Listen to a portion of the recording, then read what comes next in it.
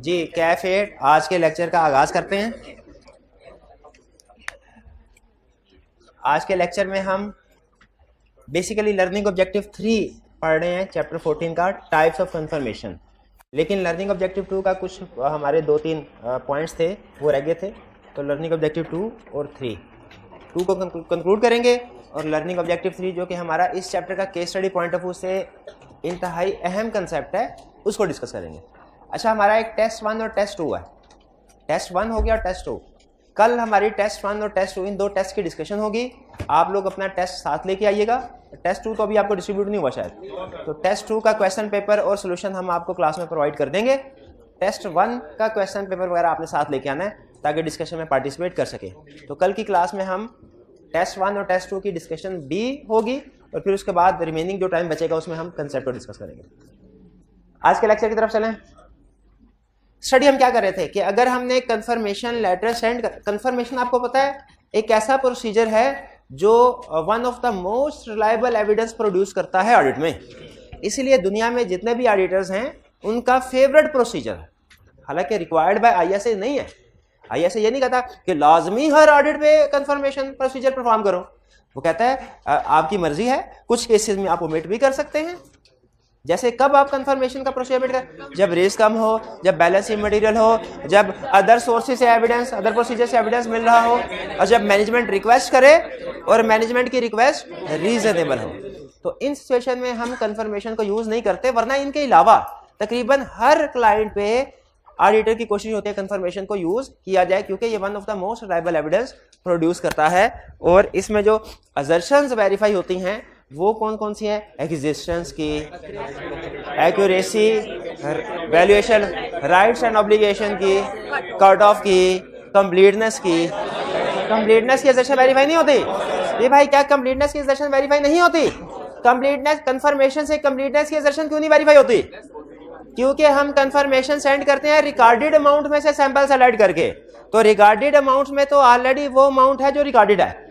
Unrecorded amount, अब technically बात बोलने लगा हूं सेंटेंस, अनरिकॉर्डेड अमाउंट्स अगर ढूंढनी है वो रिकॉर्डेड अमाउंट्स से नहीं मिलेंगी। तो इसीलिए कंफर्मेशन चूंकि रिकॉर्डेड अमाउंट्स में से सैंपल उठाया जाता है वो कंप्लीटनेस की असर्शन को वेरीफाई नहीं करता।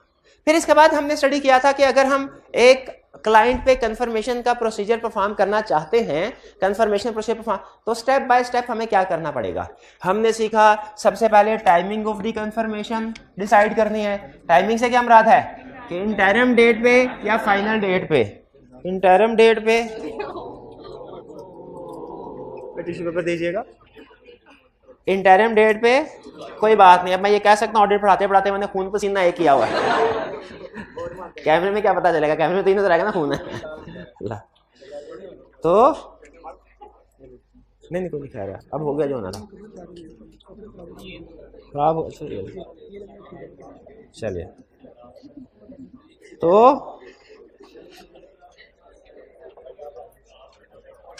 इंटरम डेट पे के फाइनल डेट पे, इंटरम डेट कौन सी होती है? बिफोर ईयर एंड, ठीक है। और फाइनल डेट क्या होती है? ईयर एंड वाली, ठीक है। क्या हम ईयर एंड से पहले भी कुछ प्रोसीजर परफॉर्म करते हैं? यस, उस प्रोसीजर को कहते हैं इंटरम ऑडिट। तो मुझे बताइए, कंफर्मेशन हम नॉर्मली तो फाइनल ऑडिट पे यानी ईयर एंड के बैलेंस को कंफर्म करने के लिए कंफर्मेशन यूज करते हैं। क्या कंफर्मेशन का प्रोसीजर इंटरम डेट पे भी यूज हो सकता है? फर्ज कीजिए अगर इंटरम डेट यानी मिडिल वाली डेट में से किसी डेट पे यूज करते हैं, फॉर एग्जांपल 30 अक्टूबर नहीं 31 अक्टूबर पे कंफर्मेशन को यूज करते हैं। 31 अक्टूबर पे डेटा ने बैलेंस कंफर्म कर दिया। मुझे बताइए क्या नवंबर और दिसंबर में कोई काम करने की जरूरत है? अभी भी है। तो बताइए अगर हम कंफर्मेशन को इंटरम डेट पे यूज करते हैं तो हमें फाइनल ऑडिट पे क्या एडिशनल प्रोसीजर परफॉर्म करेंगे? बैलेंस कंपेयर करेंगे, फिर उसके बाद टेस्ट ऑफ, अच्छा ये टेस्ट ऑफ कंट्रोल कौन सी ट्रांजैक्शन में परफॉर्म करेंगे? सारे साल की ट्रांजैक्शन पे कि नवंबर दिसंबर की? क्योंकि जो शुरू के 10 महीने हैं वो तो आप वेरीफाई कर चुके हैं, ये नवंबर और दिसंबर के महीने के टेस्ट ऑफ कंट्रोल है। फिर सैंपल सेलेक्ट करेंगे ट्रांजैक्शन का मेजर और टेस्ट ऑफ डिटेल्स भी परफॉर्म करेंगे। टेस्ट ऑफ डिटेल्स भी परफॉर्म करेंगे। ये किन ट्रांजैक्शन पे करेंगे? नवंबर और दिसंबर की या सारे साल की? नवंबर दिसंबर की। और अगर फिर भी हमारी तसल्ली ना हो तो ईयर एंड पे दोबारा कंफर्मेशन लेटर को यूज कर सकते हैं। अगर आप थोड़ा सा कंसेप्चुअली सोचें तो ये रिस्क असेसमेंट प्रोसीजर है, ये टेस्ट ऑफ कंट्रोल और ये सब्सटेंटिव प्रोसीजर है। यानी इंटरम डेट वगैरह कंफर्मेशन यूज करें तो फाइनल ऑडिट पे एडिशनल प्रोसीजर के तौर पे ये सारे प्रोसीजर परफॉर्म करेंगे। क्लियर हो गया ये? आगे चलते हैं। Decide appropriate confirming party. कैसे डिसाइड? अब मुझे बताइए, क्या डेटर्स को, चलिए ये हमने लॉयर्स में और बैंक के केस में तो ये प्रोसीजर इररेलेवेंट है। कैसे इररेलेवेंट है? उसमें तो सारी की सारी पार्टीज को ही हम कंफर्मेशन लेटर सेंड करते हैं, लेकिन डेटर और क्रेडिटर्स में हम कैसे सैंपल बेस पे काम, तो कैसे सैंपल उठाएंगे? आंखें बंद करके कि कोई क्राइटेरिया सामने होगा। याद रखिए, ये जो सिलेक्शन करनी है ना, ये बड़े हमने शातिराना अंदाज में करनी है, शातिराना अंदाज में करनी है, ऐसे कि क्लाइंट की किसी पार्टी में अगर कोई गड़बड़ होना तो हमारे सैंपल में आ जाए। क्योंकि सैंपल की बेस पे हम सारी पॉपुलेशन पे ओपिनियन देंगे ना, सैंपल की बेस, तो उस सैंपल में हमने कोशिश करनी है कि सारी चीजें कवर हो जाए। तो बताइए, आप जब सैंपल सेलेक्ट करेंगे किन किन चीजों को सामने रखेंगे? क्राइटेरिया क्या रखेंगे? क्राइटेरिया नंबर 1, मेजर पार्टीज को सेलेक्ट कर लो ताकि कम वक्त में ज्यादा एविडेंस मिल जाए। मेजर पार्टीज को सेलेक्ट कर लो। मेजर पार्टी से क्या मुराद होती हैं? जिनका बैलेंस बड़ा, अमाउंट बढ़े। दूसरा क्राइटेरिया क्या होगा सिलेक्शन है? रिस्की पार्टीज को सेलेक्ट करो। रिस्की पार्टीज में रिस्क बहुत सी चीजों की वजह से आ सकता है। जैसे डेटर्स में अगर आप सिलेक्शन कर रहे हो तो रिस्की पार्टी से मुराद कौन कौन सी पार्टीज होंगी? ऐसी पार्टीज जो कि ओवरड्यू हो गई हैं, काफी अरसे से पैसे नहीं दिए, ठीक है। ऐसी पार्टीज जिनके पिछले साल की निस्बत इस साल का बैलेंस बहुत ज्यादा हाई है या बहुत ज्यादा लो है, उनमें भी रिस्क है। ऐसी पार्टी जिनका एक साल गुजर गया और पूरे साल में कोई ट्रांजैक्शन ही नहीं हुई, भी risk of bad debt.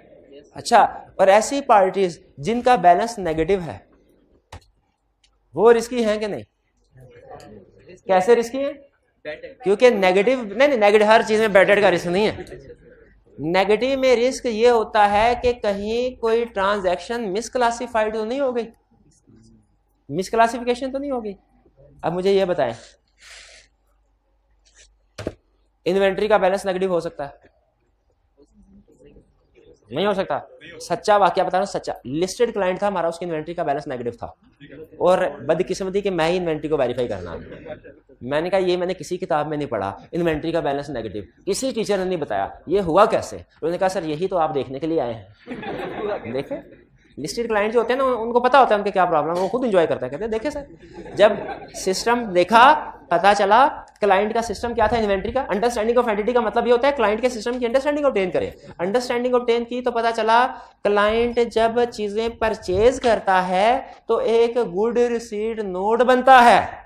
Client जब चीजें परचेज करता है गुड रिसीट नोट बनता है, उस गुड रिसीट नोट की बेस पे अकाउंट्स में एंट्री होती है परचेज। और जब क्लाइंट चीजें इश्यू करता है तो गुड डिस्पैच नोट बनता है, उस गुड डिस्पैच नोट की बेस पे सेल्स की एंट्री होती है।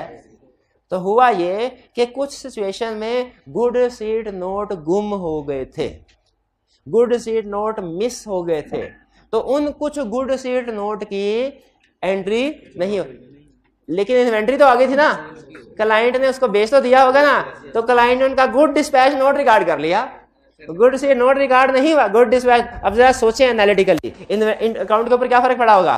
बैलेंस नेगेटिव, तो इसका मतलब इन्वेंट्री का बैलेंस नेगेटिव हो तो मिस स्टेटमेंट की इंडिकेशन है कि, अब बताइए परचेजेस रिकॉर्ड नहीं हुई, ये मिस स्टेटमेंट है कि नहीं? बिल्कुल है। तो हमें कैसे पता चला? किसी भी अकाउंट का बैलेंस नेगेटिव होना मिस स्टेटमेंट की इंडिकेशन है। एक और क्लाइंट, एक और example, fix assets. Fix asset का ओवरऑल बैलेंस, ये भी लिस्टेड क्लाइंट है, फिक्स एसेट्स का ओवरऑल बैलेंस पॉजिटिव था, लेकिन फिक्स एसेट बैलेंस शीट में आ रही होती है एक टोटल की फिगर, क्लाइंट के पास 24.5 मिलियन के फिक्स एसेट्स हैं। जब हमने क्लाइंट्स पे पूछते हैं ना, भाई इसमें बताओ कौन कौन से फिक्स एसेट है, इसमें एसी कितने हैं, इसमें फर्नीचर कितने हैं, इसमें कूलर कितने हैं, वगैरह वगैरह, सारी लिस्ट बनाओ, तो क्लाइंट हमें लिस्ट देता है फिक्स एसेट की। उस लिस्ट को कहते हैं फिक्स्ड एसेट्स रजिस्टर। उस लिस्ट को क्या कहते हैं? Fixed asset register. जैसे इन्वेंट्री की एक लिस्ट होती है ना, स्टॉक शीट या इन्वेंट्री लिस्ट, जिसमें क्लाइंट की सारी इन्वेंट्री की डिटेल पड़ी होती है कि क्या क्या लिखा हुआ है, उसी तरह फिक्स एसेट की भी लिस्ट होती है। फर्क क्या है? इन्वेंट्री की लिस्ट को कहते हैं स्टॉक शीट, फिक्स एसेट्स की लिस्ट को कहते हैं fixed asset register. Fix asset register में हर एसेट के कॉस्ट, डेप्रिसिएशन और बुक वैल्यू आ रही होती है। फिक्स एसेट रजिस्टर में हर एसेट की जब फिक्स एसेट रजिस्टर हमने देखा तो पता चला कुछ एसेट्स ऐसे थे जिनकी रिटर्न डाउन वैल्यू यानी बुक वैल्यू यानी कैरिंग अमाउंट नेगेटिव थी। बताइए नेगेटिव में रिस्क है कि नहीं? गैस कीजिए क्या हुआ होगा? फुल्ली डेप्रिशिएटेड एसेट्स भी धड़ाधड़ डेप्रिशिएट हो।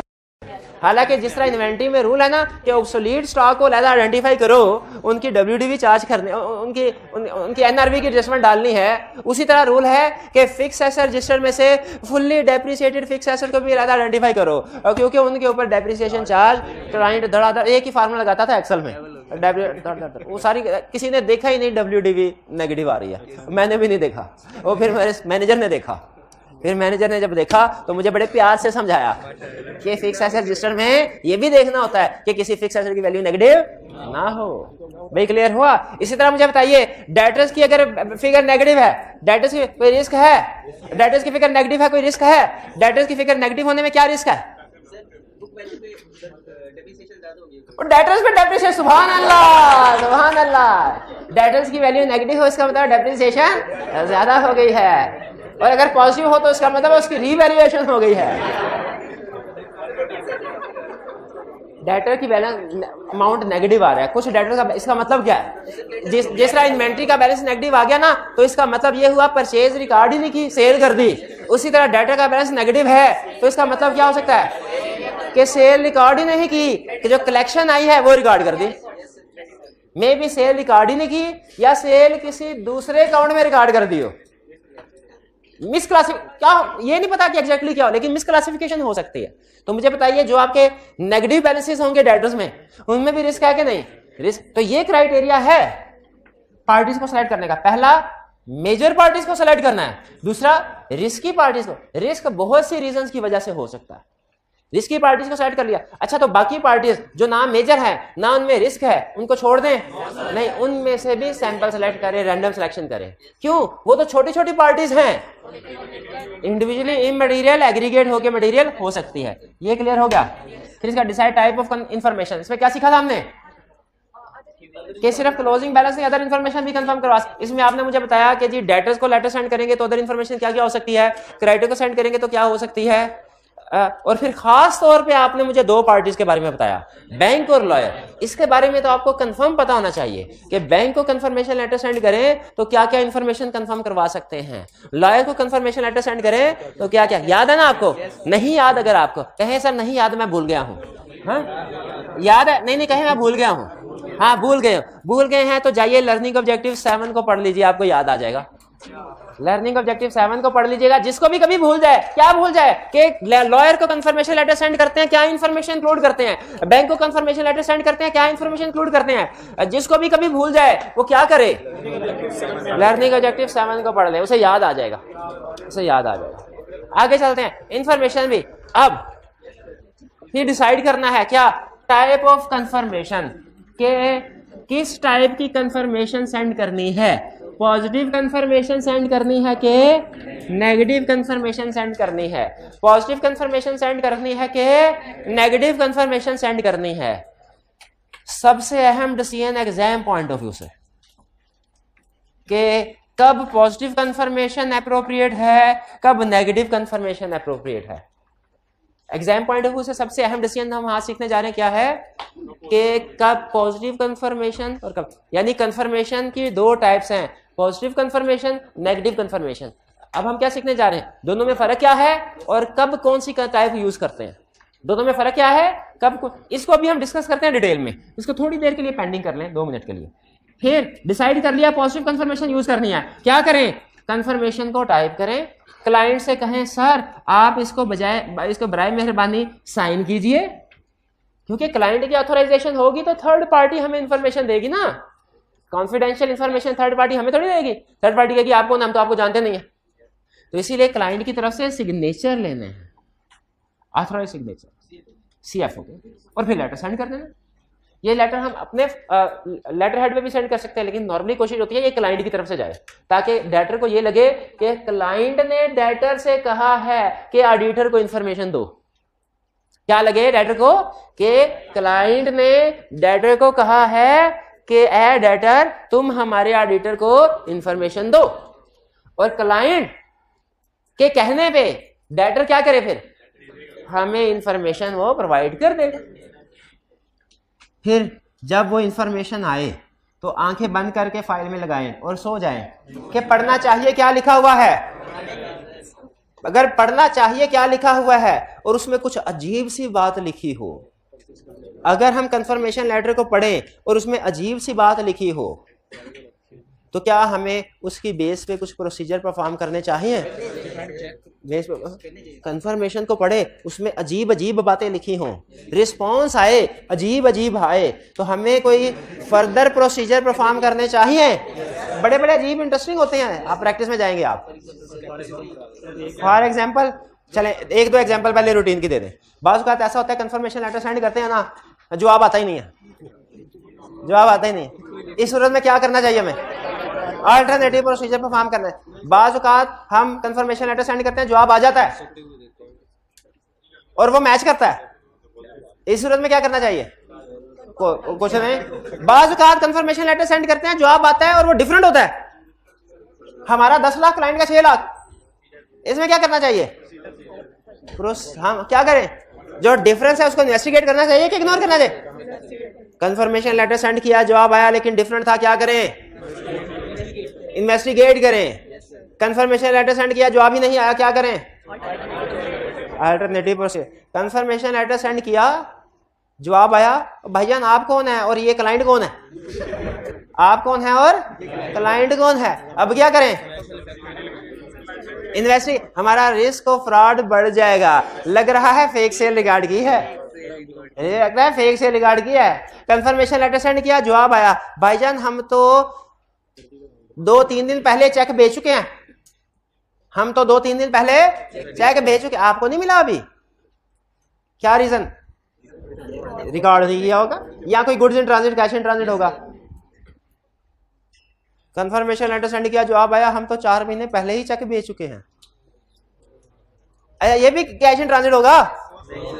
कौन सा ट्रांजिट? कोई मरीज से भी अगर सेंड किया हो ना कैश इन ट्रांजिट, तो 2 महीनों में पहुंच जाए इधर।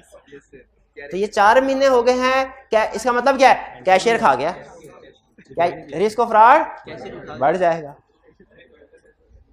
रिस्क ऑफ फ्रॉड बढ़। भाई आखिरी एग्जांपल, कंफर्मेशन लेटर सेंड किया, जवाब आया सुअस, सुअस क्या मतलब है? कह रहे पैसे देने तो हैं, ले सकते हो तो ले लो, रिस्क बढ़ा के नहीं बढ़ा? हाँ, कौन सा रिस्क? बैड डेट का, कि अब इस लेटर से कलेक्शन। बड़े बड़े इंटरेस्टिंग जवाब आते हैं, बहुत बड़े, सच में पढ़ के एकदम मजा आ जाता है यार, इसने भेजा गया, भेजा गया। लेकिन फिर हमारे ऊपर जिम्मेदारी होती है क्या? जो जवाब आया है उसके मुताबिक फर्दर प्रोसीजर परफॉर्म करने हैं, जो जवाब आया है उसके मुताबिक फर्दर प्रोसीजर परफॉर्म करने हैं। अरे पर क्या जिम्मेदारी है? कंफर्मेशन का जो जवाब आया है उसके मुताबिक फर्दर प्रोसीजर परफॉर्म करने हैं। स्टूडेंट फेल कहाँ होता है? जो भी जवाब आए, जो याद किए होते हैं प्रोसीजर, वो छाप देते हैं। वो कोई भी जवाब भेजे, कोई भी जवाब भेजे। एक क्वेश्चन में उसने कहा डेटर को कंफर्मेशन लेटर सेंड किया, डेटर ने कहा भाईजान ये डिफेक्टिव इन्वेंट्री थी, हम वापस कर चुके हैं। बताइए क्या प्रोसीजर परफॉर्म करने थे? 2। एक इन्वेंट्री को एनआरवी पे इंक्लूड करना था, शाबाश। दूसरा सेल्स को रिवर्स करना था, सेल्स को रिवर्स करना भूल गए, सेल को रिवर्स भी तो करना था ना। तो ये बड़े बड़े इंटरेस्टिंग जवाब आते हैं, हमने क्या करना है? उसके जवाब के मुताबिक प्रोसीजर बताने हैं क्वेश्चन में, ये ध्यान में रखिएगा। समझ आया क्या? कि जो जवाब आया उसके मुताबिक, स्टैंडर्ड नहीं कि जो याद किया मैं हर जगह पे वही छाप दो। फेल होने वाला बच्चा ऐसे करता है, जो याद किए होते हैं ना वही छाप देता है। कि जनरल क्लाइंट कोई भी रीजन बता दे, हम इन्वेस्टिगेट करेंगे और देखेंगे, जो भी सही साबित हुआ उसके मुताबिक रेक्टिफाइंग एंट्री पास करवाएंगे, और अगर क्लाइंट रेक्टिफाइंग एंट्री पास कर दे तो अनमोडिफाइड ओपिनियन, नहीं पास करता तो मॉडिफाइड ओपिनियन। अब ये 3-4 ना स्टैंडर्ड किस्म के प्रोसीजर, आपको पता है ये हर सिचुएशन में लग जाते हैं, कोई भी सिचुएशन पूछे यही छाप देते हैं। आई कैप 0 नंबर देता है। तो हमने जब भी जवाब आएगा, जवाब को पढ़ के जो आपको पढ़ के उसके लिहाज से फर्दर प्रोसीजर बताने होंगे। भाई समझ आई ये बात? नहीं है, चले बाद में फिर कल के लेक्चर में फिर पढ़ेंगे इसको। जी भाई हाइब्रिड में कुछ स्टूडेंट क्वेश्चन पूछ रहे थे, मैंने रोक दिया था उस वक्त, पूछिए अब। जी जी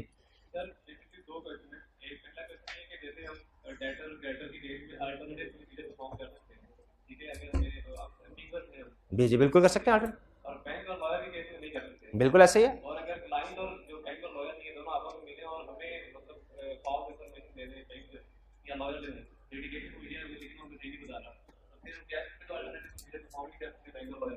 जी जी इनका क्वेश्चन ये है कि सर हम कंफर्मेशन लेटर सेंड करते हैं, अगर कोई पार्टी ऐसी हो जो क्लाइंट के साथ मिलकर हमें गलत इंफॉर्मेशन दे दे, जैसे बैंक को सेंड किया या लॉयर को सेंड किया, तो फिर क्या होगा? देखें, फिर इसका मतलब यह है कि ये फ्रॉड है जो सोफिस्टिकेटेड टेक्निक और कोल्यूजन के जरिए किया गया है। ये लिमिटेशन ऑफ ऑडिट है, इसमें फिर हमारी जिम्मेदारी नहीं होती। हमने अपनी इनहेरेंट लिमिटेशन है, हमने अपनी रीजनेबल एश्योरेंस ऑब्टेन कर लिया, ऑडिटिंग स्टैंडर्ड फिर हमें कुछ नहीं कहते। लेकिन फिर वो जो डेटर क्रेडिटर जिसने गलत इंफॉर्मेशन दी होती है ना, उसके खिलाफ रेगुलेटरी अथॉरिटीज एक्शन लेती हैं। एससीसीपी उसको पकड़ देता है कि भाई फ्रॉड था, तुमने फ्रॉड में हेल्प की, चलो तुम्हें भी एक्शन लें। खासतौर में बैंक्स और लॉयर, चूंकि ये प्रोफेशनल्स होते हैं, बैंक्स खास तौर पे रेगुलेटेड होते हैं, ये कभी भी इतना बड़ा रिस्क नहीं लेते कि कोई गलत इंफॉर्मेशन जानबूझ के सप्लाई कर दे। लेकिन अगर कभी करें तो इनके खिलाफ स्ट्रिक्ट रेगुलेटरी एक्शन लिया जाता है। वो फिर ऑडिटर के खिलाफ नहीं लिया जाएगा।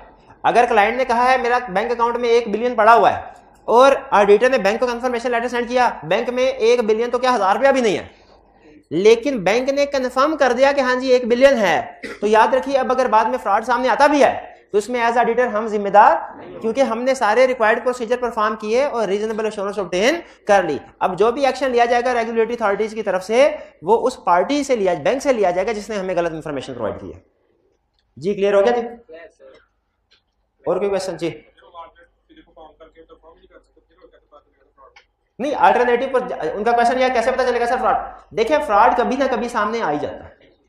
फ्रॉड की एक खास बात यह है, ये कभी ना कभी सामने, कुछ फ्रॉड 2 दिन के बाद सामने आ जाते हैं, कुछ 2 साल के बाद आ जाते हैं, कुछ बाद 5-6 साल भी लग जाते हैं, लेकिन अल्टीमेटली सामने आ जाता है।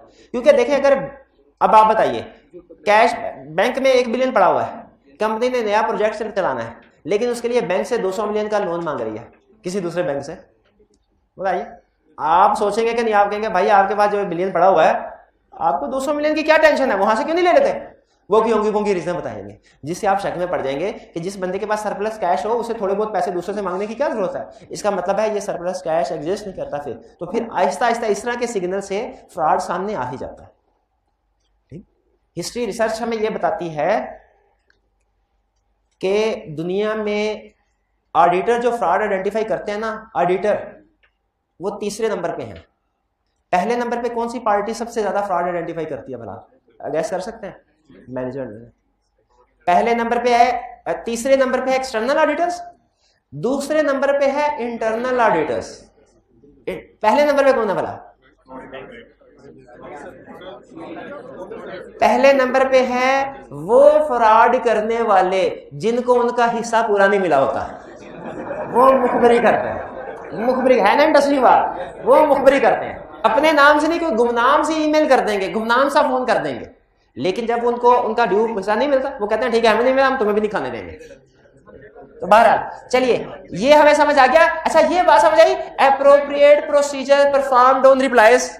क्या कहना चाह रहा है कि जब रिप्लाई आएगा उस रिप्लाई के ऊपर एप्रोप्रिएट प्रोसीजर परफॉर्म करना है। वो डिपेंड करता है केस क्या है, वो आगे हम पढ़ेंगे। फिर एंड पे थोड़ी देर के बाद क्वेश्चन अगला, एंड पे preparation of summary and reaching a conclusion. फिर जब सारे प्रोसीजर परफॉर्म कर लेंगे, कंफर्मेशन सारे स्टेप्स परफॉर्म करने के बाद लास्ट स्टेप में क्या करेंगे? एक समरी पेज बनाएंगे, क्लियर, जिसमें हम कंक्लूजन देंगे कि जी ओवरऑल हमने कितनी पार्टीज को लेटर सेंड किया था, कितनी का जवाब आ गया और एग्री करता था, कितनी का जवाब आया और वो डिसएग्री करता था, और कितने का जवाब आया ही नहीं। ये सारी हम समरी बनाते हैं और फिर कंक्लूजन पे पहुंचते हैं कि sufficient appropriate audit evidence obtain कर लिया कि नहीं। ये स्टेप समझ आ गए। अब इनमें जो आज हम स्टेप कवर करने जा रहे हैं, आज स्टेप कवर करने जो वो कौन सा है? Type of exam point of view से ना, एक ए बी और C, case study point of view से ये 3 स्टेप मोस्ट इंपोर्टेंट है। ये 3, इसीलिए मैं आपने देखा होगा मैंने लास्ट लेक्चर में भी इसकी एग्जांपल दी थी, आज दोबारा इसको डिस्कस किया। आज के लेक्चर में हालांकि ये हमारा टॉपिक नहीं था लेकिन इसको भी डिस्कस किया थोड़ा सा, ताकि कल के लिए बेस बन जाए। और मेन कंसेप्ट आज ये डिस्कस करने जा रहे हैं case study point of view से। 2nd, 2, 4 और 6 ये स्टेप मोस्ट इंपॉर्टेंट है case study point of view से। अब आगे चलते हैं, हम क्या सीखने जा रहे हैं? कंफर्मेशन सेंड करनी है किस टाइप की? पॉजिटिव कंफर्मेशन सेंड करनी है कि नेगेटिव कंफर्मेशन सेंड करनी है? क्या सीखने जा रहे हैं? कंफर्मेशन की कितनी टाइप्स होती हैं? 2। कौन कौन सी? Positive confirmation, negative. दोनों में फर्क क्या होता है? सुनिए, पॉजिटिव कंफर्मेशन, पहले अल्फाज सुन लें, अल्फाज से पहचानिए कंफर्मेशन कौन सी है। एक कंफर्मेशन लेटर हमने ड्राफ्ट किया, उसमें क्या लिखा? हमने लिखा ए लेटर, हमारी कंपनी, क्लाइंट कंपनी ने, वो ये कह रहे हैं कि उन्होंने आपसे 20 लाख रुपए वसूल करने हैं। आप बताइए आपने कितने अदा करने हैं आपके रिकॉर्ड के मुताबिक? अगर 20 लाख हैं तो बताइए, अगर कम या ज्यादा है तो भी बताइए। अगर 20 लाख है तो भी बताइए, कम या ज्यादा है तो भी बताइए। एक कंफर्मेशन। दूसरा कंफर्मेशन क्या है? ए डेटर, हमारी क्लाइंट कंपनी कह रही है उसने आपसे 20 लाख रुपए वसूल करने हैं, आप बताइए आपके मुताबिक कितने हैं। अगर तो आपके मुताबिक भी 20 लाख ही हैं तो रिलैक्स, कोई रिप्लाई करने की जरूरत नहीं है। आपकी तरफ से रिप्लाई नहीं आएगा, हम समझ लेंगे क्या? Balance agreed. लेकिन अगर डिसएग्रीमेंट है, अगर आपके मुताबिक बैलेंस 20 लाख से कम या ज्यादा है, तो आप हमें बैलेंस भी बताइए और उसकी रीजन भी बता दे क्यों फर्क है, अगर आपको पता है। यानी इसका मतलब क्या हुआ? एक केस में हम कंफर्मिंग पार्टी से कह रहे हैं कि वो हर सूरत रिप्लाई करे, यानी चाहे एग्री करे चाहे डिसएग्री करे, हर सूरत रिप्लाई करे। और दूसरे केस में हम कह रहे हैं उससे कि अगर बैलेंस एग्रीड है रिप्लाई ना करे, अगर बैलेंस डिसएग्रीड है फिर रिप्लाई करें। तो जो पहली टाइप है इसे कहते हैं पॉजिटिव कंफर्मेशन। पॉजिटिव कंफर्मेशन में हम कंफर्मिंग पार्टी से रिक्वेस्ट करते हैं कि वो हमें रिप्लाई करे in all cases. In all cases से मुराद क्या है? चाहे एग्री करती है फिर भी रिप्लाई करे और चाहे डिसएग्री करती है फिर भी रिप्लाई करे। लेकिन नेगेटिव कंफर्मेशन में क्या होता है? हम रिक्वेस्ट करते हैं कंफर्म क्या कि वो रिप्लाई करे, कब? सिर्फ डिसएग्रीमेंट में। अगर बैलेंस एग्रीड है तो रिप्लाई ना करे। क्या negative confirmation? Yes, negative confirmation allowed होती है। क्यों? आपको इसमें कोई प्रॉब्लम लग रही है? प्रॉब्लम लग रही है? अच्छा, आपको नेगेटिव में प्रॉब्लम लग रही है? मुझे तो पॉजिटिव में भी लग रही है। पहले बताइए पॉजिटिव में क्या प्रॉब्लम? नेगेटिव में तो आपने ढूंढ लिया, मुझे पता पॉजिटिव में क्या प्रॉब्लम हो सकते हैं। हो सकता है कंफर्मिंग पार्टी बगैर किसी वेरिफिकेशन के साइन स्टैंप करके जवाब दे दे। हो सकता है कंफर्मिंग पार्टी बगैर किसी वेरिफिकेशन के साइन स्टैंप करके जवाब, हो सकता है कि नहीं हो सकता? यह है रिस्क पॉजिटिव में। नेगेटिव कंफर्मेशन में क्या रिस्क है? हो सकता है कंफर्मेशन लेटर पहुंचा ही ना हो, रास्ते में गुम हो जाए। हो सकता है कंफर्मिंग पार्टी ने उसे डिसरिगार्ड कर दिया हो। डिसरिगार्ड का लफ्ज आपने सुना पहले कभी? रिगार्ड का क्या? जब कहा जाए मैं आपका बहुत रिगार्ड करता हूं, क्या मतलब है? मैं आपकी बहुत ऑनर करता हूं। चेक डिसऑनर सुना है? डिसऑनर और डिसरिगार्ड एक ही मतलब है। जिस तरह चेक डिसऑनर हो जाए उसी तरह कंफर्मेशन रिक्वेस्ट भी डिसरिगार्ड हो सकती है। डिसरिगार्ड का मतलब क्या? इग्नोर। क्लाइंट हो सकता है नेगेटिव कंफर्मेशन को इग्नोर कर दे। अगर क्लाइंट पॉजिटिव कंफर्मेशन को इग्नोर करेगा ना तो हम सेफ साइड पे हैं। कैसे? क्योंकि हमें पता है जवाब नहीं आया, हमने अल्टरनेटिव प्रोसेस से एविडेंस लेना है। लेकिन अगर नेगेटिव कंफर्मेशन को डिसरिगार्ड करता है तो हम मानी बैठे होंगे क्या ठीक है, हालांकि असल में तो उसने चेक ही नहीं किया। तो बताइए पॉजिटिव कंफर्मेशन और नेगेटिव में से ज्यादा रिलायबल कौन है? Positive confirmation. और निस्बतन लेस रिलायबल कौन है? नेगेटिव कंफर्मेशन लेस रिलायबल क्यों है? इसलिए कि इसमें कोई एक्सप्लिसिट एविडेंस नहीं होता। इसमें हमारे पास कोई एक्सप्लिसिट एविडेंस यानी कोई कंफर्मेशन का जवाब मौजूद नहीं है। एब्सेंस ऑफ कंफर्मेशन को हम समझते हैं कंफर्मेशन पहली है, यानी no news is good news. यहां पे नेगेटिव कंफर्मेशन में जब कोई रिप्लाई नहीं आता तो इसका मतलब है बैलेंस एग्रीड है। तो इसमें हमारे पास कोई एविडेंस मौजूद होता है, कोई क्लियर कोई स्पेसिफिक एविडेंस मौजूद है। एक्सप्लिसिट का मतलब स्पेसिफिक एविडेंस मौजूद नहीं होता, ठीक है। और कंफर्मेशन में भी लॉस्ट ड्यूरिंग ट्रांसमिशन या कंफर्मेशन में भी डिसरिगार्डेड, मे बी लॉस्ट और मे बी डिसरिगार्डेड का मतलब समझ आ रहा है? तो इसका मतलब है पॉजिटिव कंफर्मेशन में भी रिस्क है, नेगेटिव कंफर्मेशन में रिस्क है। एग्री करते हैं? पॉजिटिव कंफर्मेशन में क्या रिस्क है? एक third confirming party without checking, without due verification sign and stamp करके हमें कहेगी बैलेंस एग्री करता है। तो इस सिचुएशन में हमें क्या करना चाहिए? ये रिस्क, हालांकि ये मोर रिलायबल है, लेकिन पॉजिटिव कंफर्मेशन में भी रिस्क है क्या? कि कंफर्मिंग पार्टी रिप्लाई करेगी विदाउट। इसीलिए पॉजिटिव कंफर्मेशन के दो मेथड है। एक है मेथड 1, अगर आपको यकीन हो कि क्लाइंट चेकिंग करके जवाब देगा तो आप मेथड 1 यूज करें, जिसमें हम कंफर्मेशन के अंदर बैलेंस भी मेंशन कर देते हैं। लेकिन अगर आपको शक हो client without due verification reply करेगा तो फिर मेथड 2 यूज करें। मेथड 2 को ब्लैंक कंफर्मेशन भी कहते हैं। इसमें क्या होता है? इसमें बैलेंस मेंशन नहीं होता। अच्छा अब देखें, हम पता क्या कहते हैं? हम कहते हैं हमारे क्लाइंट ने आपसे कुछ पैसे वसूल करने हैं, आप अपने रिकॉर्ड चेक करके बताइए आपने कितने पैसे देने हैं। अब कंफर्मिंग पार्टी क्या करेगी? कंफर्मिंग पार्टी साइन करके ये कह सकती है यस एग्रीड, उसे अपना रिकॉर्ड चेक करके बताना होगा। ये ब्लैंक कंफर्मेशन कहलाता है। ये तरीका ज्यादा बेहतर है उस वक्त जब आपको लगे क्या कि कंफर्मिंग पार्टी बगैर वेरिफिकेशन के जवाब दे देगी। ये सेकंड फर्क समझ आया मेथड 1 और मेथड 2 में? तो पॉजिटिव कंफर्मेशन में रिस्क है क्या?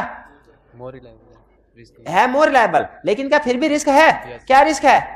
कंफर्मिंग पार्टी बगैर वेरिफिकेशन के हमें रिप्लाई सेंड कर देगी। इस रिस्क को कैसे दूर किया जा सकता है? ब्लैंक कंफर्मेशन के जरिए। ब्लैंक कंफर्मेशन का मतलब क्या है? कंफर्मेशन बैलेंस बताया ही ना। अगर मुझे यकीन है ये बंदा कॉम्पिटेंट है तो मैं पता है क्या कहूंगा इसको, भाई साथ वाले रूम में जाके देखो कि क्या वहां पे 100 चेयर्स मौजूद हैं। अगर बंदा कॉम्पिटेंट, अगर मुझे रिस्क है ना कि कॉम्पिटेंट नहीं है, ये सही चेकिंग नहीं करता, तो मैं इसे ये नहीं कहूंगा, बल्कि मैं क्या कहूंगा, काउंट करके और बताओ कितनी चेयर्स हैं, कितनी चेयर्स हैं, ताकि ये काउंट करके आगे बताए। इसी तरह अगर हमें लगे कि कंफर्मिंग पार्टी जो है वो बगैर चेकिंग के जवाब दे देगी तो हम फिर बैलेंस को इंक्लूड ना करें, ब्लैंक कंफर्मेशन यूज करें जिसमें बैलेंस इंक्लूड। एग्जांपल समझ आ रही है? ये एग्जांपल हमने 2 और जगह पे भी यूज करनी है। ये बैलेंस नॉट मेंशन वाली कि जब रिस्क ज्यादा होना तो लोगों को बैलेंस ना बताओ, उनसे कहो खुद चेक करके बताएं क्या है। अच्छा, पॉजिटिव कंफर्मेशन में हालांकि ज्यादा रिलायबल है, इसमें भी रिस्क है, उस रिस्क का इलाज भी सीख लिया। नेगेटिव कंफर्मेशन में भी रिस्क है। नेगेटिव कंफर्मेशन में क्या रिस्क है? कि ड्यूरिंग ट्रांसमिशन लॉस हो जाए या कंफर्मिंग पार्टी डिसरिगार्ड करे, इग्नोर कर दे, फाड़ के डस्टबिन में फेंक दे, और हम क्या समझ रहे होंगे ठीक हो गया, बैलेंस एग्री हो गया। तो नेगेटिव कंफर्मेशन में भी रिस्क है। इसीलिए नेगेटिव कंफर्मेशन की इजाजत तो स्टैंडर्ड ने दी है, लेकिन सिर्फ उस वक्त। कब? नेगेटिव कंफर्मेशन यूज तो कर सकते हैं लेकिन सिर्फ उस वक्त जब कंडीशंस पूरी हो रही हो, 4 कंडीशंस पूरी हो रही। यानी नेगेटिव कंफर्मेशन यूज कर सकते हैं लेकिन कब? सिर्फ उस वक्त जब 4 कंडीशंस पूरी हो रही, वरना नेगेटिव कंफर्मेशन को यूज नहीं कर सकते। अच्छा, ऐसा क्यों है? पॉजिटिव कंफर्मेशन के साथ कंडीशंस नहीं लगाई, नेगेटिव कंफर्मेशन के साथ 4 कंडीशंस क्यों लगा रहा है? इसलिए कि नेगेटिव कंफर्मेशन लेस रिलायबल है। इसमें रिस्क है कि ड्यूरिंग ट्रांसमिशन लॉस हो सकता है या डिसरिगार्ड हो सकता है। अब ये कंडीशंस आपने गौर से समझनी है, क्योंकि केस स्टडी में आपको ये कंडीशन अप्लाई करना पड़ेगी। ये पूरे लर्निंग ऑब्जेक्टिव का क्रक्स आ गया, इसको गौर से समझना। समझते क्या जा रहे हैं? नेगेटिव कंफर्मेशन यूज करने के लिए 4 कंडीशन कौन सी पूरी करनी पड़ेगी? क्या सीखने जा रहे हैं? नेगेटिव कंफर्मेशन यूज करने के लिए 4 कंडीशंस कौन सी पूरी करनी पड़ेगी। अब इसको गौर से सुनिएगा, पूरे लेक्चर का सबसे अहम हिस्सा है अगले 7-8 मिनट। अटेंटिव होकर क्या सीखने जा रहे हैं कि नेगेटिव कंफर्मेशन को यूज करने के लिए 4 कंडीशन कौन कौन सी पूरी करनी है। पहली चीज, पहला सूल तो ये सुन लें कि चारों की चारों कंडीशन पूरी करनी है। अगर एक कंडीशन भी पूरी नहीं हो रही, नेगेटिव कंफर्मेशन यूज नहीं कर सकते। ये बात समझ आई? 4 पहली कंडीशन सुनिए, क्या? large number of small balances. Population consists of large number of small balances. Large number of small balances. एक होता है concept small number of large balances, एक होता है large number of small balances. दोनों में फर्क है. नहीं समझ आया ना भाई? एंड वाले भाई नहीं समझ आया ना? Large number of small balances का मतलब क्या है? काफी ज्यादा छोटे छोटे अमाउंट के बैलेंसेस हैं. छोटी अमाउंट्स के काफी ज्यादा, हजारों चूंटियां. और small number of large balances का मतलब क्या है? Small number of large balance का बड़े बड़े थोड़े से बैलेंस, बड़े बड़े थोड़े से, 4-5 हाथी, 4-5 हाथी, हजारों चूंटियां, 4-5. नहीं, कंसेप्ट अभी भी समझ नहीं आया. नहीं समझ. फर्ज कीजिए आप एक क्लाइंट का ऑडिट करने के लिए गए. वो एक बैंक है. बैंक में आपने understanding the entity procedure perform किया तो आपको पता चला बैंक के कस्टमर्स दो तरह के होते हैं. एक कॉर्पोरेट क्लाइंट्स, एक individual salaried person. Corporate clients वो कंपनीज जिन्होंने उनमें मिलियंस की ट्रांजैक्शन होती हैं. और सैलरीड पर्सन वो जो कि महीने की तनख्वाह मिलती है और उसमें से पूरा महीना में कैश विड्रॉ करते रहते हैं. कॉर्पोरेट क्लाइंट सिर्फ चंद एक हैं, 8-10 हैं. और लेकिन उनका बैलेंस मिलियंस में है, अकाउंट बैलेंस मिलियंस में है. लेकिन जो सैलरीड पर्सन है वो बहुत से हैं, वो 250, 300, 400 हैं, लेकिन उनका बैलेंसेस हजारों में है. जरा सोच के बताइए किस पे पॉजिटिव कंफर्मेशन यूज करेंगे, किस कैटेगरी पे नेगेटिव? कंपनी वाले केस में पॉजिटिव. और नेगेटिव सवाल को बदल रहा हूं. नेगेटिव कंफर्मेशन किस क्लास पे यूज करेंगे? सैलरीड. क्यों बोला? क्योंकि ये है large number of small balances. आप समझे? Large number of small balance. Small balances का मतलब स्मॉल अमाउंट्स, लार्ज नंबर का मतलब तादाद. तो जब तादाद बहुत ज्यादा हो छोटे छोटे, इसका मतलब है चूंटियों को नेगेटिव कंफर्मेशन सेंड करनी है, हाथियों को पॉजिटिव कंफर्मेशन सेंड करनी है. ठीक है? Large number of small balances. Question में कैसे पहचान देंगे कौन सा small number of large balances है और कौन सा large number of small balances है? क्वेश्चन में कैसे पहचान देंगे?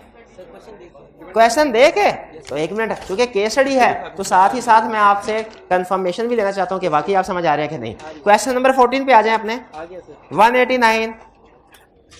बताइए इसमें से एक कैटेगरी बतानी है जो small number of large balances वाली हो और कोई सी एक कैटेगरी बतानी है जो लार्ज नंबर ऑफ स्मॉल और कोई एक जो small number of large balances वाली हो. 1 मिनट है ये भाईजान, ये बताएं. 1 मिनट है, जरा गौर से सुनिएगा. Small number of large balances कौन सी कैटेगरी है? Small number of large balances distributor. और large number of small balances hospital and clinic. ये देखा, मैं आपको कोई अमाउंट नहीं बता सकता कि 5,000 से कम स्मॉल 550. नहीं, ये आपको केस स्टडी में क्लासेस का कंपैरिजन करके कंक्लूजन ड्रॉ करना होगा. जैसे अभी आपने बिल्कुल सही कंक्लूजन ड्रॉ किया कि डिस्ट्रीब्यूटर क्या है? Small number of large. सिर्फ 12 पार्टीज हैं 75. और हॉस्पिटल एंड क्लिनिक क्या है? Large number of small balance. अच्छा, बाकी होलसेलर और रिटेलर पे अभी आप ना सोचें कि ये दरमियान वाली पार्टी है, ये किधर जाएगी. ठीक है, इसके ऊपर अभी पहले बताएंगे small number of large balance, large number small balance. ये समझ आ गया? आगे चलते हैं. Inherent risk and control risk is low. Risk low है. अच्छा, वैसे रिस्क लो होना तो आपके पास एक ऑप्शन यह है कि कंफर्मेशन यूज ही ना करें. लेकिन फर्ज करें बड़ा दिल कर रहा है कि हमने कंफर्मेशन पढ़ी है, रिलायबल एविडेंस है, हमने यूज करनी ही करनी है, तो फिर कौन सी यूज करनी चाहिए? रिस्क नेगेटिव कंफर्मेशन यूज करना. पहले वाला पॉइंट आपको क्वेश्चन में क्लासेस देख के खुद अंदाजा लगाना पड़ेगा कि small number of large balances वाला है कि लार्ज नंबर स्मॉल बैलेंस वाला है. दूसरे वाला point inherent risk control risk is लो, ये क्वेश्चन में आपको उसने खुद से दिया होगा. ये क्वेश्चन में उसने आपको खुद से कहा कि इनहेरेंट रिस्क लो है, रिस्क और मटेरियल मिसस्टेटमेंट लो है. दूसरा वाला पॉइंट क्लियर हो गया. ये तीसरा, very low exception rate is expected. Very low exception rate is expected. किसी का भी मतलब समझ नहीं आया, ना वेरी लो का मतलब समझ आया, ना एक्सेप्शन रेट का मतलब समझ आया, ना एक्सपेक्टेड का। एक्सपेक्टेड का मतलब क्या है? क्या उम्मीद करते हैं कि हमारा ख्याल है, अंदाजा है कि एक्सेप्शन रेट वेरी लो होगा। एक्सेप्शन रेट किसको कहते हैं? अच्छा, एक्सेप्शन किसको, आपको याद हो कि एक लेक्चर में मैंने बताया होगा, एक्सेप्शन हो, डिसएग्रीमेंट, इनकंसिस्टेंसी, कॉन्ट्राडिक्शन, इन सब का एक ही मतलब होता है। Exception, disagreement, inconsistency, Contra. इसका मतलब ये होता है कि एक सोर्स और दूसरे सोर्स के दरमियान में फर्क है, ये बताया हुआ ना। तो एक्सेप्शन रेट का मतलब क्या है? आपने क्लाइंट से कहा 10 लाख का बैलेंस वसूल करना है, क्लाइंट ने कहा मैंने तो 8 लाख देने हैं। कंफर्मिंग पार्टी लेटर सेंड किया, उसमें क्या बैलेंस लिखा हुआ है? 10 लाख। और कंफर्मिंग पार्टी ने क्या जवाब दिया? ये क्या है? कॉन्ट्राडिक्शन। इसे कहते हैं एक्सेप्शन। एक्सेप्शन। और अगर कहे 12 लाख है तो भी एक्सेप्शन है। अब एक्सेप्शन मतलब समझ आ गया? एक्सेप्शन रेट का क्या मतलब है? कि कितनी पार्टीज का फर्क है। अगर आपको लगे कि 100 कंफर्मेशन सेंड करें ना तो 30 का जवाब में फर्क आता है। 100 कंफर्मेशन सेंड करें तो 30 का 70 का मैच कर जाता है, 30 के जवाब में फर्क आता है। तो एक्सेप्शन रेट क्या होगा? 30%। और अगर आपको लगे कि 100 कंफर्मेशन लेटर सेंड करें ना तो 4 का फर्क आता है, एक्सेप्शन रेट कितना है? 4%। अब बताइए लो है हाई है? और 30%, 5%, एक्सेप्शन रेट 5% हो तो, और 25% हो तो, अगर एक्सेप्शन रेट 10% हो तो, 20% हो तो, 12 हो तो, 18 हो तो,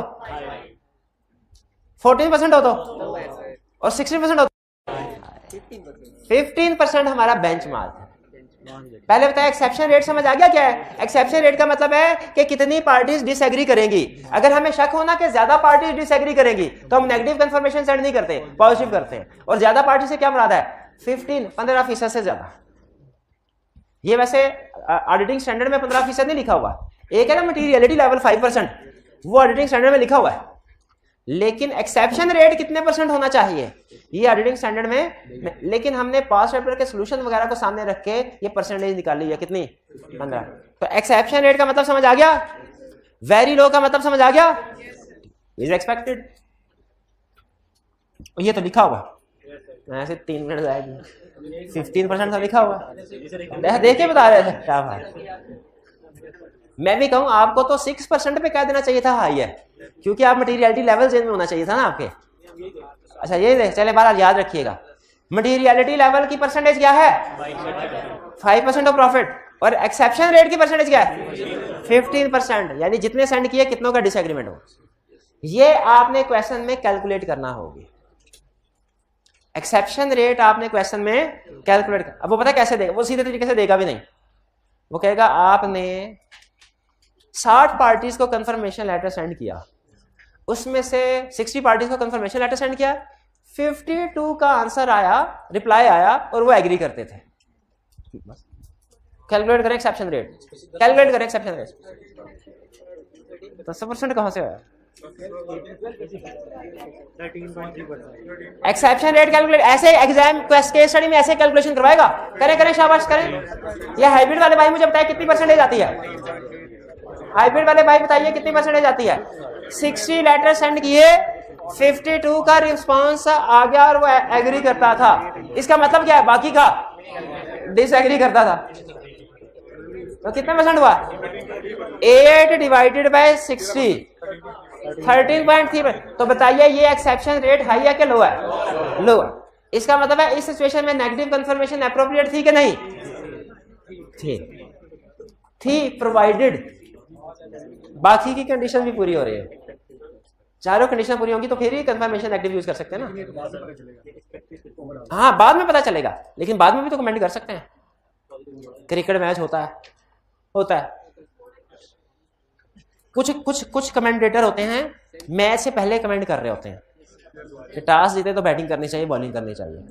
ये एक्सपर्ट लोगों का काम है। और कुछ होते हैं मैच के रिजल्ट के बाद कमेंट कर रहे होते हैं, नहीं कैप्टन को पहले फील्डिंग करनी चाहिए थी। बाद में हम जैसे भी कमेंट कर सकते हैं क्योंकि रिजल्ट पता है ना, तो जो जो कुछ कैप्टन ने किया है ना, हम कहते हैं इसको ये नहीं, इसको दूसरा कुछ करना चाहिए था ऐसे। तो बाज़ औक़ात केस स्टडी में आपको कहेगा आप सीनियर हैं और आपने गाइड करना है अपनी टीम को कि नेगेटिव कंफर्मेशन किस सिचुएशन में यूज करें, किस में ना करें। ये तो प्रॉपर तरीका है। बाज़ औक़ात ये भी कहता है आपकी टीम ने नेगेटिव कंफर्मेशन यूज कर ली है, आप बताइए उन्होंने सही फैसला किया है कि नहीं। मैच के बाद कमेंट करवाने को कह रहा है, तो जब मैच के बाद कमेंट, तो क्राइटेरिया तो वही रहेगा ना। हम कहेंगे अगर एक्सेप्शन रेट हाई है तो हम कहेंगे नेगेटिव कंफर्मेशन यूज नहीं होनी चाहिए थी, और अगर एक्सेप्शन रेट लो है तो कहेंगे सही हुई है। ठीक है ना। 3 कंडीशंस हो गई।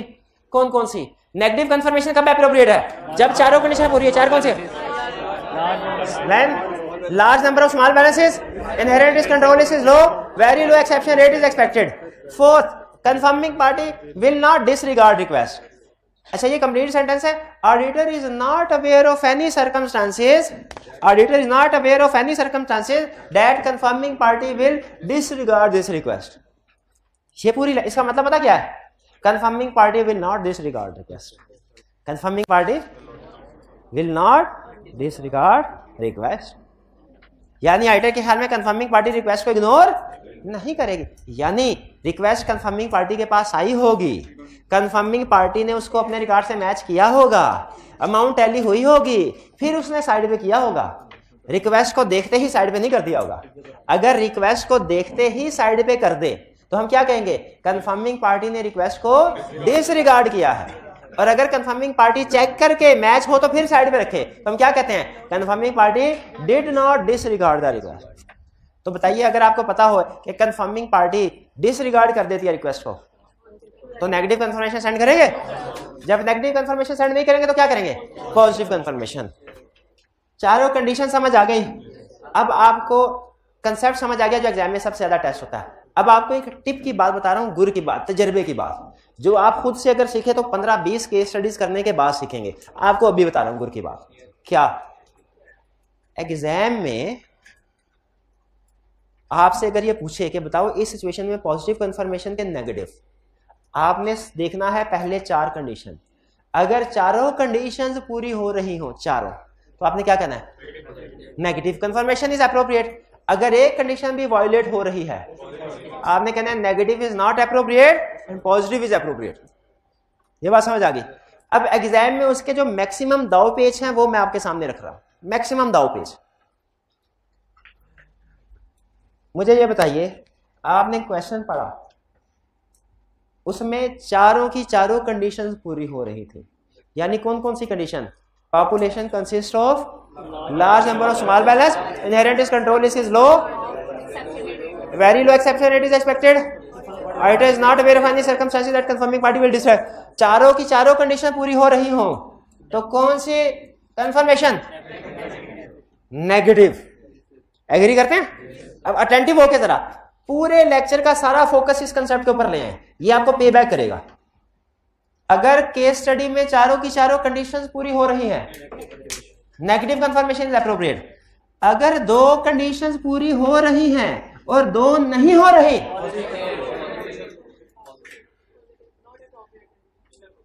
पॉजिटिव कंफर्मेशन है, नेगेटिव तो नहीं करेंगे। चारों कंडीशन पूरी हो रही है, नेगेटिव। 2 पूरी हो रही है, 2 नहीं हो रही। 3 पूरी हो रही है, 1 नहीं हो रही। अच्छा, अगर 2 पूरी हो रही है, 2 नहीं हो रही तो नेगेटिव। अब आगे सुने, 2 पूरी हो रही हैं और 2 के बारे में क्वेश्चन साइलेंट है।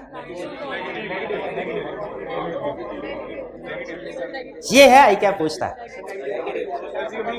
2 कंडीशन पूरी, वो कह रहा है क्वेश्चन में large number of small balances, ये भी बता दिया, very low exception rate is expected, ये भी बता दिया। बाकी 2 कंडीशंस के बारे में साइलेंट है। तो एज्यूम करेंगे कि जो कंडीशन क्वेश्चन में मेंशन नहीं वो भी फुलफिल हो रही हैं, वो कंडीशन, लेकिन ये assumption लिखनी है। assumption it is assumed that following other conditions are also met। और फिर कौन सी कंफर्मेशन? नेगेटिव। नेगेटिव नहीं, पॉजिटिव नहीं लिखना, नेगेटिव नहीं। assumption वही लिखनी है जो मैं लिखवा रहा हूं। क्या भला? it is assumed that following other conditions are also met, और फिर उसके बाद नेगेटिव कंफर्मेशन नहीं समझ आई बात की? नहीं समझ आई, फिर से बताइए। अगर केस स्टडी में चारों कंडीशन पूरी करवाए, 3 पूरी करवाए, 1 ना करवाए, 3 पूरी करवाए, 1 के बारे में साइलेंट है, नेगेटिव, लेकिन एज्यूम करके बाद। ये अजम्पशन लिखना लाजमी है, जो अजम्पशन नहीं लिखेगा मार्क्स वो हो भी सकती है, नहीं भी हो सकती, दोनों नहीं लिखनी, सिर्फ एक लिखनी है। क्या? एज्यूम कि फुलफिल हो रही है। नहीं बताया तो मतलब फुलफिल। कंसेप्चुअली आपका आंसर ठीक होगा, लेकिन एग्जाम में मैंने आपके टाइम भी बचाना है, क्योंकि दूसरी अजम्पशन का नंबर कोई नहीं मिलेगा, सिर्फ आपका वक्त जाया होगा। भाई बात समझ आई? अच्छा,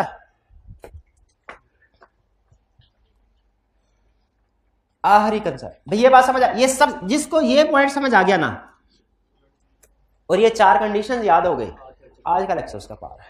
बाकी रूटीन का काम, बाकी ऐसा काम देखे, कुछ चीजें हर सब्जेक्ट में ऐसी होती है वो स्टूडेंट खुद भी कर सकते हैं, पढ़ा हम लेते हैं। आप शायद ये पढ़ते ना, ये खुद भी पढ़ के समझ सकते थे। अंदर की चीजें मैंने आपको बता दी, वो नहीं समझ सकते थे केस स्टडी में इसको कैसे टेस्ट करता है, क्या क्या सेक्शन आती है। लेकिन सबसे अहम चीज जो आज आपने सीखी है ना, सबसे अहम चीज वो 4 कंडीशन नेगेटिव कंफर्मेशन की, और ये केस स्टडी के लिए टिप। अच्छा मुझे बताइए, अगर 4 कैटेगरीज दे दे आपको और कहे हर कैटेगरी के बारे में बताओ नेगेटिव कंफर्मेशन एप्रोप्रिएट है कि नहीं, नंबर है 4, तो बता देंगे? हर एक का कितना नंबर हुआ? अब सुने, अगर उसने कैटेगरीज दी 4 और हर कैटेगरी के बारे में आपसे पूछ रहा है बताओ नेगेटिव कंफर्मेशन एप्रोप्रिएट है कि नहीं, और नंबर दे दिए 8, 2 नंबर की एक कैटेगरी, ये खा गए मार, ये खा गए मार। कोई इसमें बता सकता है क्या करना? कॉम्बिनेशन नहीं बनाएंगे, एक्सप्लेन करेंगे हर पॉइंट को नहीं।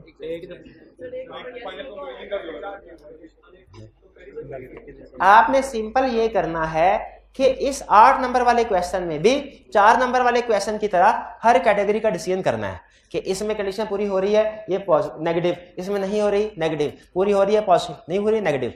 ये लिखने ये तो लिखना है। एडिशनली क्या लिखने हैं? ये 4 पॉइंट कि नेगेटिव कंफर्मेशन का डिसीजन इन 4 पॉइंट्स की बेस पे होता है। फिर जिस कैटेगरी में चारों पॉइंट पूरे हो रहे हो उसमें नेगेटिव, जिसमें नहीं हो रहे उसमें पॉजिटिव। यानी अगर केस स्टडी के मार्क्स ज्यादा हो, जब कभी आपसे पूछे बताओ नेगेटिव कंफर्मेशन एप्रोप्रिएट है कि नहीं, और केस स्टडी के मार्क्स हो, आपने क्या करना है? चारों कंडीशन को रिप्रोड्यूस करना है।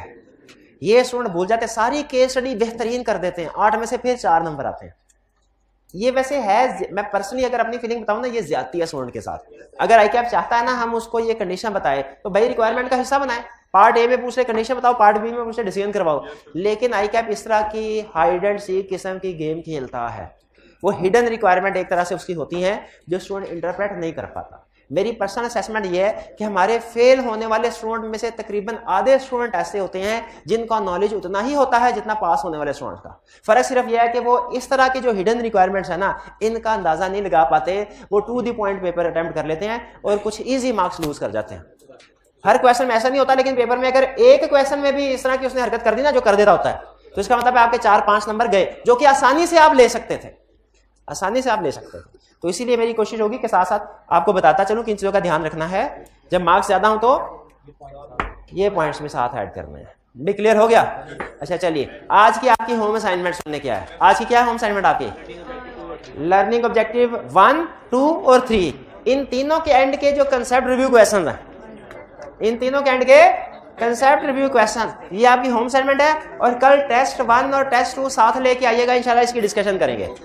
क्लियर? चलिए आज का लेक्चर यहाँ पे खत्म करते हैं हम। अल्लाह हाफिज़।